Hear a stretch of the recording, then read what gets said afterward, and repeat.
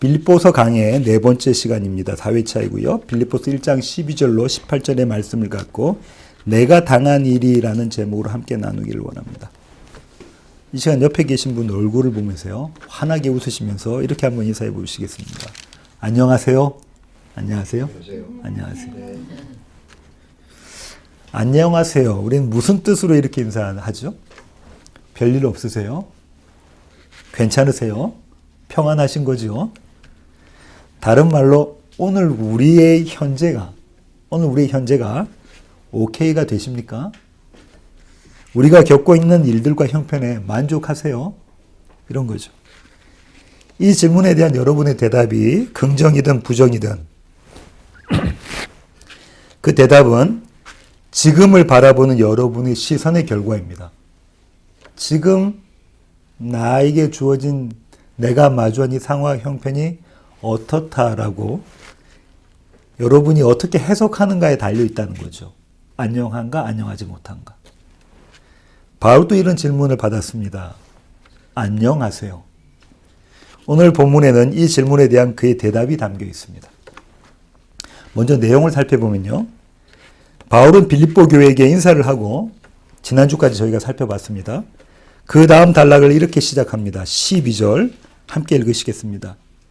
형제들아 내가 당한 일이 도리어 복음 전파에 진전이 된 줄을 너희가 알기를 원하노라. 형제들아 나는 너희가 알기를 원한다 이렇게 되어 있거든요. 예, 한글 개역개정 어순 때문에 그런데요. 한글의 어순 때문에 그런데 형제들아 나는 너희가 알기를 원한다. 무엇을 알기를 원한다고 합니까? 바울이 당한 일이 내가 당한 일이 복음 전파에 진전이 된 그 사실을 너희가 알기를 원한다고 하는 겁니다. 바울은 왜 그의 편지 처음에 이런 내용을 기록했을까요? 무엇 때문에 그가 당한 일과 복음 전파를 연관시켰을까요? 당시는요. 바울이 지금 이 편지를 쓰고 있는 이 당시는 로마에서 네로 황제가 통치하던 기간이었습니다. 기독교인들에 대한 박해가 한창이었고요. 한 신학자는 그 시대를 이렇게 이야기합니다. 1세기 중반의 로마 상황은 그리스도인들에겐 공포 그 자체였다. 매일매일이 공포였다는 거죠. 그런데 이방인의 사도라고 불리는 바울이 제국의 심장인 로마에 옥에 갇히게 된 겁니다. 감금되었죠. 때문에 바울을 사랑했던 빌립보 교회 성도들은 그의 안위를, 그의 안녕을 진심으로 걱정했을 것입니다. 더불어 그의 투옥이 복음 전파를 위축시킬 것이다 이렇게 생각했을 거예요. 왜냐하면 대단한 사도, 이방인의 사도 바울이 옥에 갇혔으니까 이제 복음 전파 이게 진전이 없겠다. 그리고요 나아가서는 자신들의 안위와 형편 역시 바울처럼 위험 가운데 있다고 생각했을 겁니다. 그런데 그들의 생각과는 전혀 다른 반전이 생기는 거예요. 바울이 지금 그 반전을 이야기하는 겁니다. 아니 너희의 생각과는 전혀 다른 반전이 일어났어. 이렇게 설명하고 있는 거죠. 어떤 반전요? 바울이 당한 일이 바울이 옥에 갇힌 것이 그의 매임이 도리어 오히려 복음 전파의 진전이 되었다. 이 진전이라는 단어가 영어 프로그레스입니다. 진전이 되었다는 거죠. 대단한 반전입니다. 그죠? 바울은 그 반전을 빌립보 교회 성도들에게 다음과 같이 설명합니다. 바울이 복음 전파의 진전이라고 말하는 것은 로마에 있는 사람들에 대한 것입니다. 13절과 14절을 보면 그 진전은요. 교회의 안과 교회의 밖, 안팎으로 모두 걸쳐서 일어났어요. 먼저 바울은 교회 밖 사람들에게 복음이 전파되었다고 이야기합니다. 자기의 매임 때문에 복음이 전파되었다고요. 13절 함께 읽으시겠습니다. 이러므로 나의 매임이 그리스도 안에서 모든 시위대 안과 그 밖의 모든 사람에게 나타났으니 여기서 시위대라고 번역되어 있는 이 단어는요. 로마 황제의 친위대입니다. 규모가 한 9,000명 정도 되었다고 그러고요. 황제의 경호를 담당하는 그런 군대입니다. 그들에게 복음이 전해졌다는 거예요. 평상시라면 로마의 시위대, 그 친위대에는 복음 전하기가 쉽지 않았을 겁니다. 그런데 바울이 묶였기 때문에, 바울이 감옥에 갇혔기 때문에 복음이 전해졌다는 거예요. 여기서 잠시 당시 상황을 한번 우리가 생각해 보죠. 그려보죠. 죄수 바울을 지키는 시위대에 이 죄수 바울의 소식이, 그의 소문이 급속도로 퍼져나갔을 겁니다. 왜냐하면 그들이 이 바울을 지켜야 되는 거니까요. 우선 바울은 로마 시민권자입니다. 그는 식민지의 재판 결정을 수용하지 않고요. 황제에게 상수해서, 가이사에게 상수해서 여기 지금 이 자리에 와 있는 겁니다. 로마에. 그의 죄목은 반역죄도 아니에요. 그렇다고 살인, 강간, 절도 등의 죄목도 아닙니다. 그가 붙잡혀 여기 온 이유는요. 저 멀리 있는 변방 유대 지역의 예수라는 인물 때문에 그래요. 목수 출신의 예수라는 인물 때문에 그렇습니다. 바울은 그 예수가 십자가에 달려 죽었다고 하고요. 그리고 사흘 만에 다시 부활했다고 그렇게 믿고 그 믿은 것들을 그대로 전했다는 거예요. 그 도를 전한 죄로 인해서 여기에 지금 로마에 붙잡혀 있다는 겁니다. 아주 특별한 인물인 거예요. 이 시위대에게는 바울이라는 사람은 대단히 특별한 인물입니다. 아마도 그런 호기심이 그 시위대 군사들을 자극해서 바울을 만나도록 했을 겁니다. 나도 한번 가서 만나야 되겠다라는 거죠. 우리 한번 가서 만나보자. 그런 그들을 만난 바울은 그리스도 예수의 복음을 전합니다. 그리고 결실을 맺습니다. 빌립보서 4장 22절을 함께 읽으시겠습니다. 빌립보서 4장 22절입니다. 함께 읽으시겠습니다. 모든 성도들이 너희에게 문안하되 특히 가이사의 집 사람들 중 몇이니라. 특히 가이사의 집 사람들 중에 몇 명 또 빌립보 교회 성도들이 문안했다는 거예요. 이 가이사 집안의 사람들이 이 친위대예요. 시위대 사람들이 그들에게 문안했다는 거예요. 예수 믿었다는 거죠. 그죠? 그 시위대에 있는 사람들이 9,000명 중에 몇 명이 예수를 믿었다는 겁니다. 친위대는요, 시위대는 누구를 섬겨야 되죠?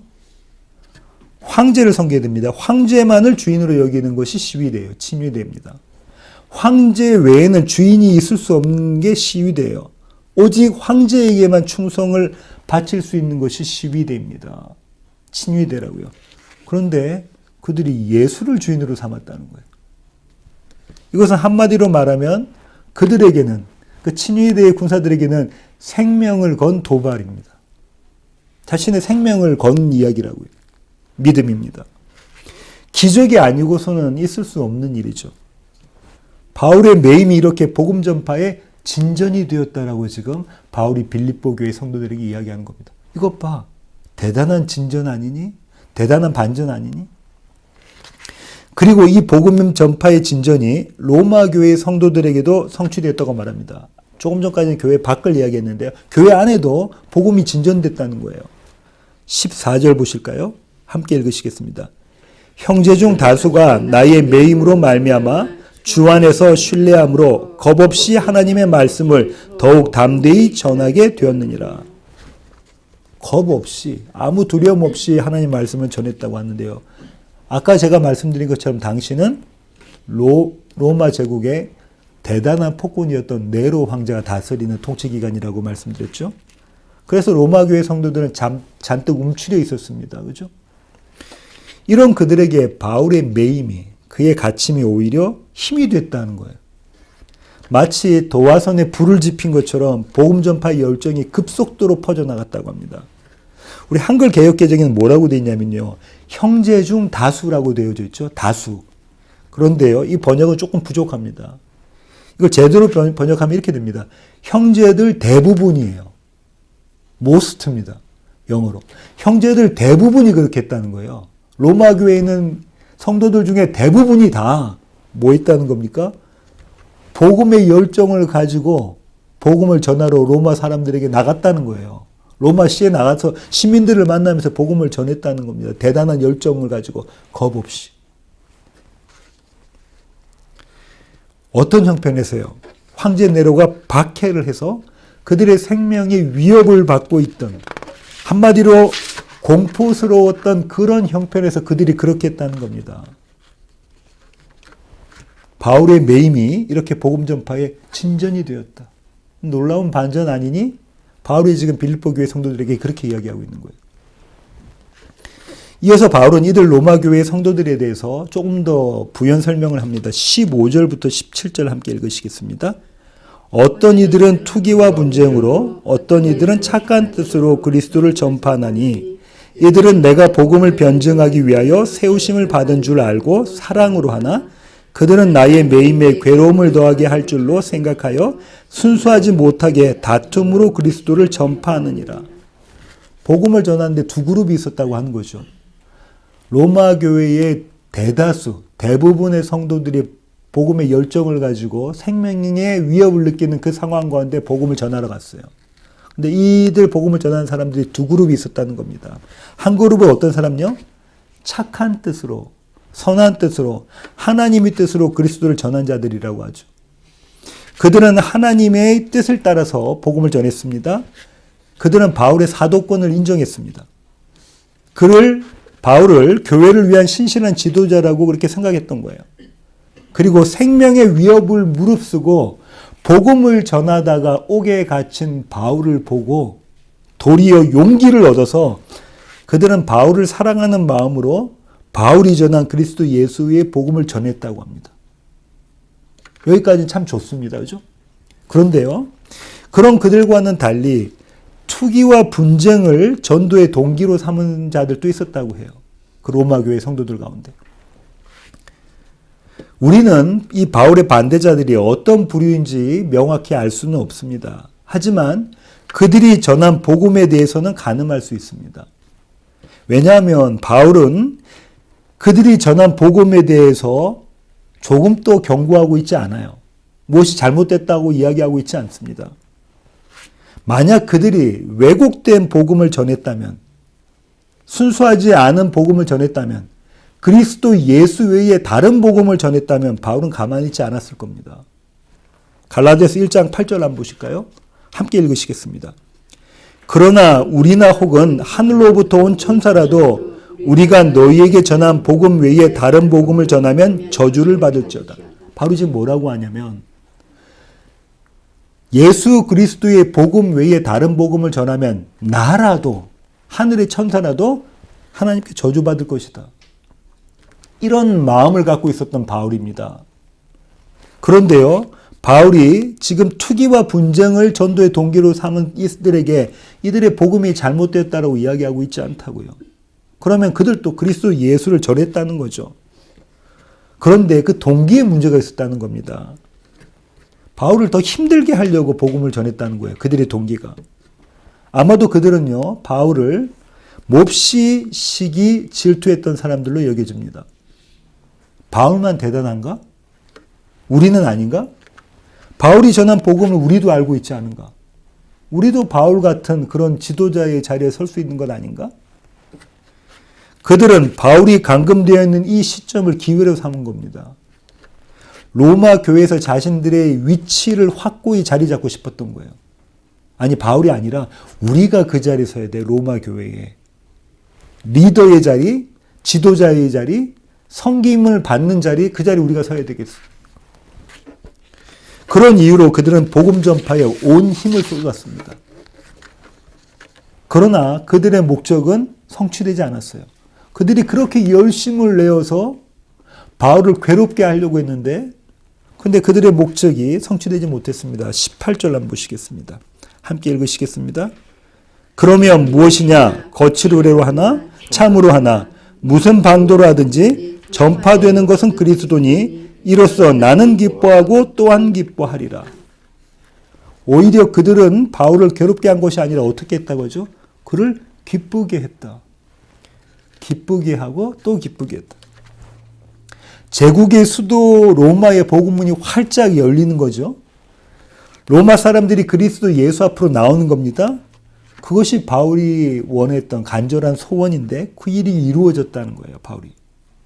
그러니 나는 기뻐하고 또 기뻐한다.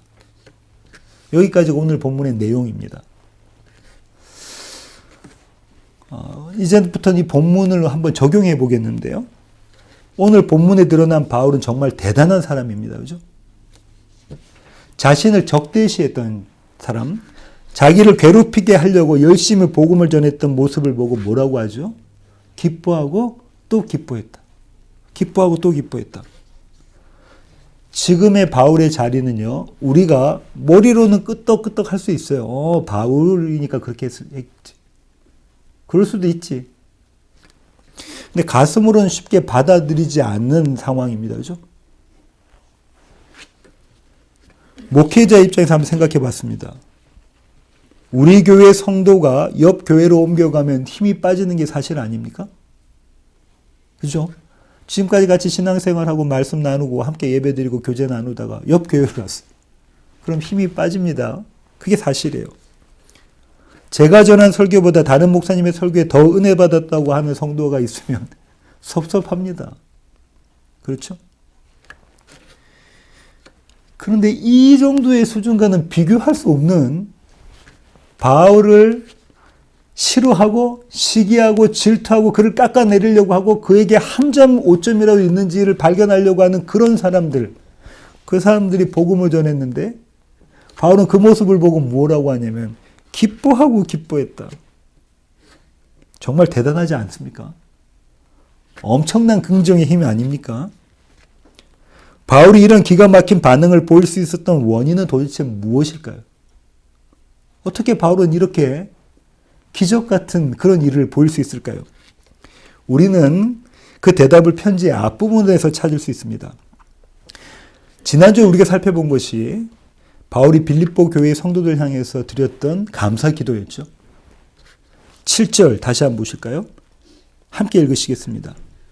내가 너희 무리를 위하여 이와 같이 생각하는 것이 마땅하니 이는 너희가 내 마음에 있음이며 나의 매임과 복음을 변명함과 확정함에 너희가 다 나와 함께 은혜에 참여한 자가 됨이라. 복음을 변명함과 확정함. 대부분의 신학자들은요, 복음을 변명하는 것을요, 복음을 변증하는 것, 변론하는 것이라고 이야기합니다. 누가 복음에 대해서 이렇게 하면 그거 아니고 이런 거야. 복음을 이렇게 폄하하면 그렇지 않아. 복음은 이런 거야. 하나님의 말씀은 이런 것이야. 라고 설명해 주는 거라고 하는 거죠. 그리고 확정하는 것은 복음을 강력하게 선포하는 것이다. 이렇게 늘 설명합니다. 물론 그렇게 해석할 수도 있겠지만 저는 약간 해석을 달리 하는데요. 저는 복음의 변명은 복음을 전하는 것이라고 생각합니다. 그리고요, 복음을 확정하는 것은 그 복음이 삶에서 드러나는 것이라고 생각해요. 내가 강력하게 복음을 선포하는 게 아니라 복음의 확정은 나의 삶에서 그 복음이 드러나는 것. 이렇게 한번 생각해 보죠. 만약 어떤 사람이 열심히 복음을 전합니다.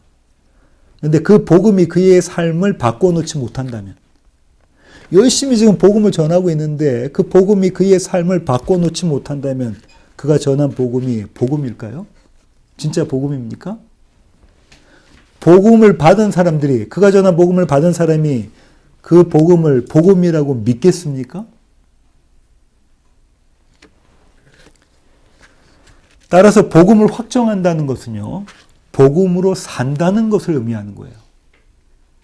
복음을 확정한다는 것은 내가 복음으로 산다는 것이.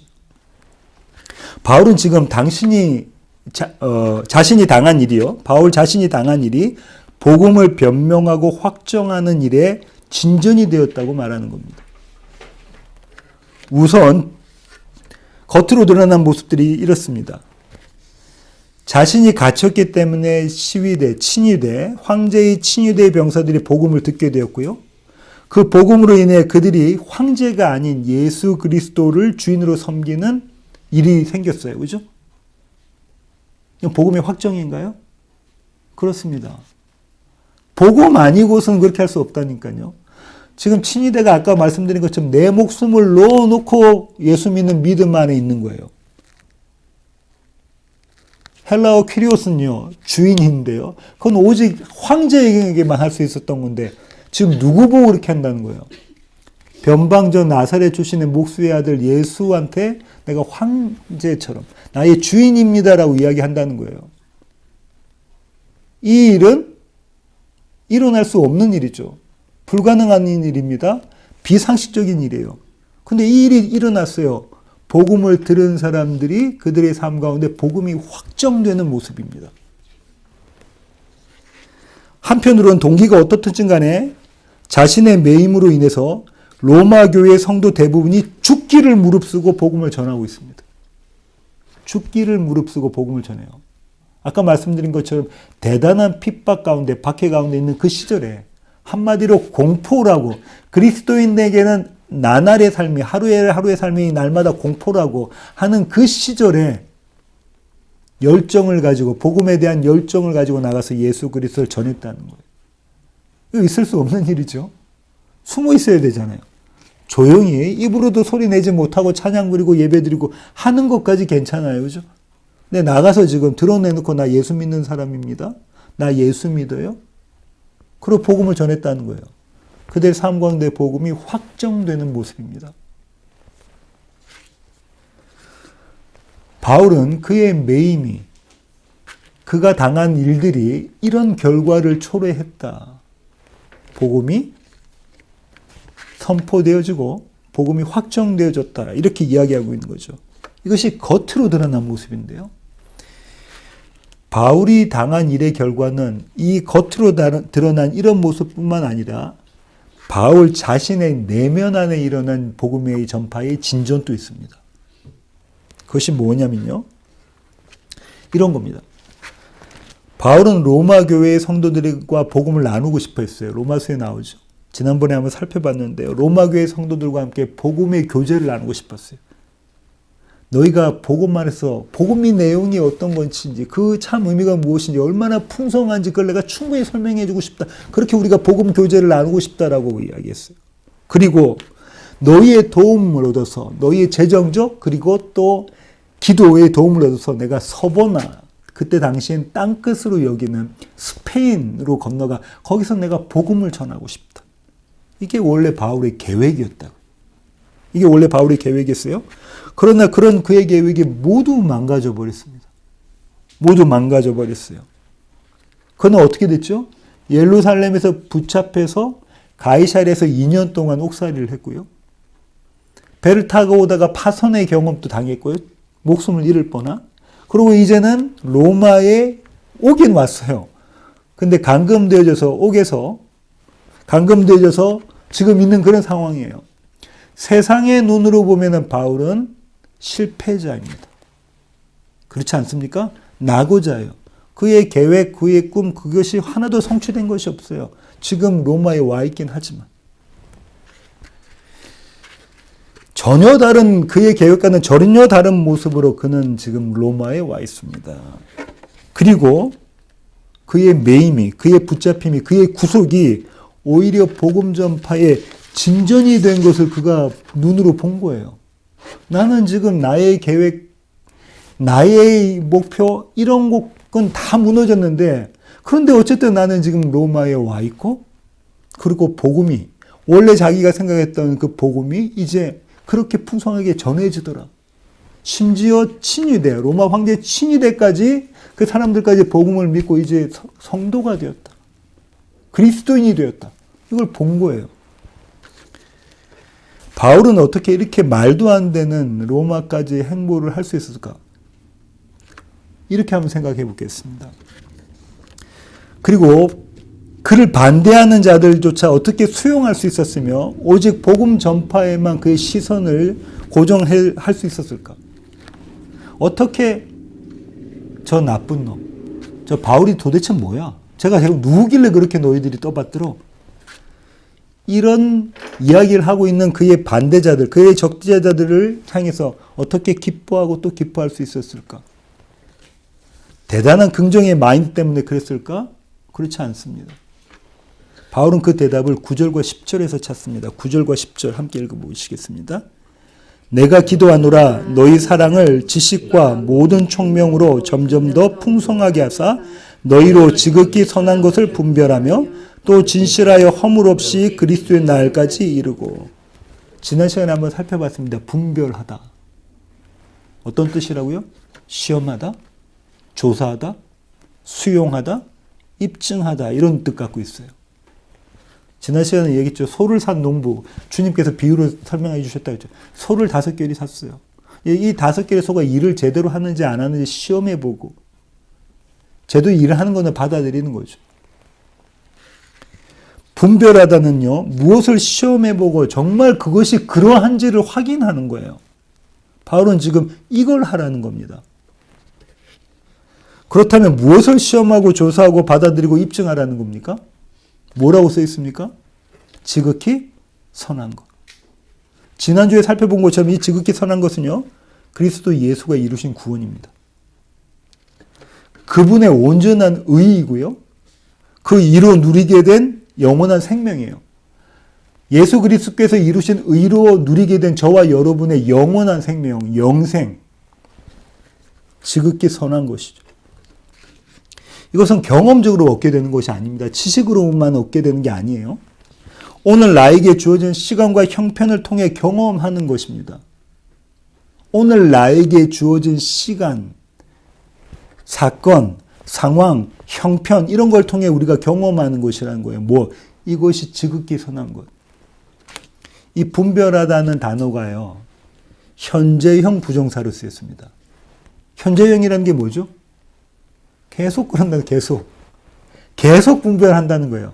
날마다 우리의 삶 가운데 주어진 환경과 상황 가운데서 우리는 계속해서 분별한다는 거예요. 무엇을요? 지극히 선한 것이 정말 나에게 지극히 선한 것인가? 그걸 분별한다는 거예요. 오늘 내 삶에 주어진 이 모든 상황과 여건들이 정말 나에게 지극히 선한 것인가? 이걸 분별한다는 거예요. 나는 여기서 지극히 선한 것이 무엇이라고 생각하고 있는가?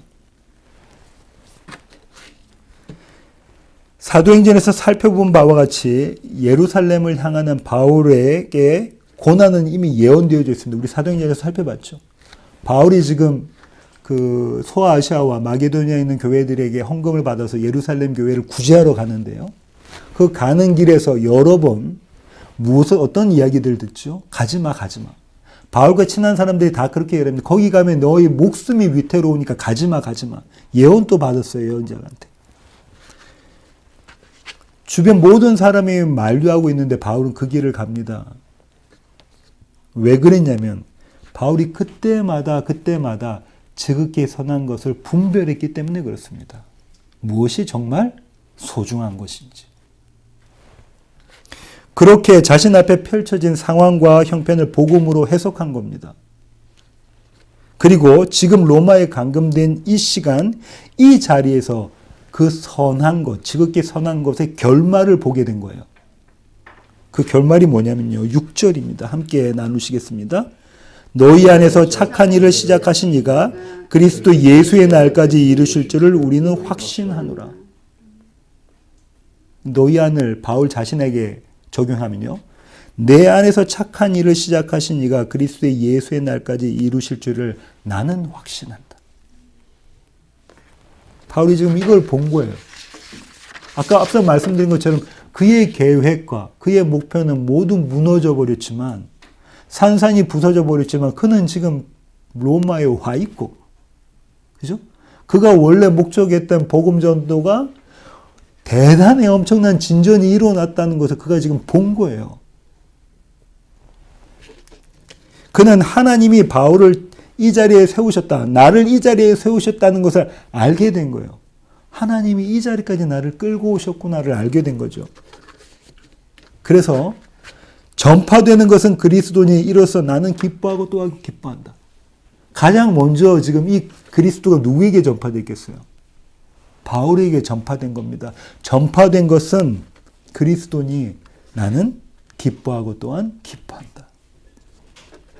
바울은 빌립보 교회 성도들도 자기처럼 지극히 선한 것을 분별하기를 원했습니다. 그리고 그 분별을 위해 그들의 사랑이 풍성해지기를 기도했어요. 9절 보실까요? 함께 읽으시겠습니다. 내가 기도하노라 너희 사랑을 지식과 모든 총명으로 점점 더 풍성하게 하사. 바울은 그 사랑이 풍성해지는 걸 원했어요. 근데 그 사랑이 풍성해지는 것은 무엇으로 한다고요? 복음을 더 알아가고 복음을 더 경험하는 것으로 그렇게 한다. 복음을 더 알아가고 복음을 더 경험하는 것으로 우리의 사랑이 풍성해지는 것. 바울은요, 예수 그리스도의 심장으로 그들에 대한 사랑을 갖고 이런 기도를 했던 것입니다. 너희의 하루하루의 삶이 복음 전파의 진전이 되길 바란다. 너희의 하루하루의 삶이 복음 전파의 진전이 되길 바란다. 하나님이 너희를 위해 그 일을 하시기를 나는 기도한다. 바울이 이렇게 지금 기도한 겁니다. 빌립보 교회 성도들을 위해서. 오늘 설교의 결론을 맺도록 하겠습니다. 바울이 당한 일을 두고 사람들은 그에게 이렇게 물어봅니다. 이 바울이 당한 일이 어마어마한 일이잖아요. 이 당한 일을 두고 사람들이 그에게 이렇게 묻습니다. 안녕하세요? 안녕하세요?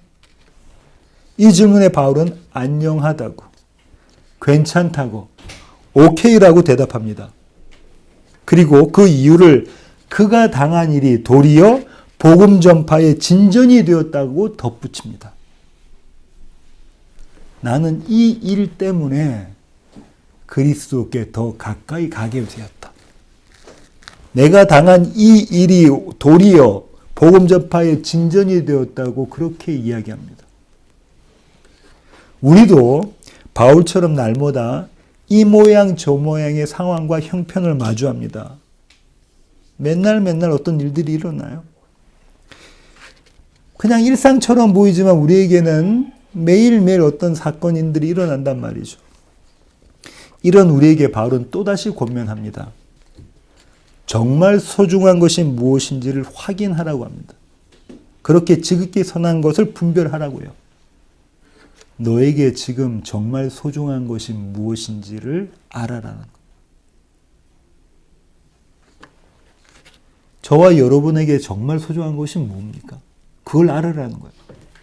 그래서 저와 여러분이 당하는 일이 매일매일 마주하는 이런 일들이, 우리의 모든 일들이 복음 전파의 진전이 되게 하라고 바울이 이야기합니다. 그렇게 그리스도의 장성한 분량까지 자라라고 요청합니다. 그리고 결코 잊지 말아야 할 것이 있다고 당부해요. 그 당부가 뭐냐면요. 우리 안에서 착한 일을 시작하신 이가 그리스도의 예수의 날까지 반드시 이루신다는 거예요. 지금 우리의 모습이 어떻더라도 우리 안에서 착한 일을 이루신 그분이 예수의 날, 주님이 다시 오실 그날 우리를 반드시 완성시키신다는 거예요. 사랑하는 시애틀 예수원교회 교회 가족 여러분, 저와 여러분이 누리는 안녕은 이 세상의 다른 어떤 곳에 있는 것이 아니라 바로 여기에 있습니다. 우리 안에서 착한 일을 시작하신 이가 그리스도 예수의 날까지 반드시 이루신다. 이 믿음으로 살아가시는 시애틀 예수원교회 모든 교회 가족 되기를 원합니다. 기도하시겠습니다. 주님, 그렇습니다. 하나님, 우리는 날마다의 우리의 삶 가운데 여러 가지 일들을 마주합니다.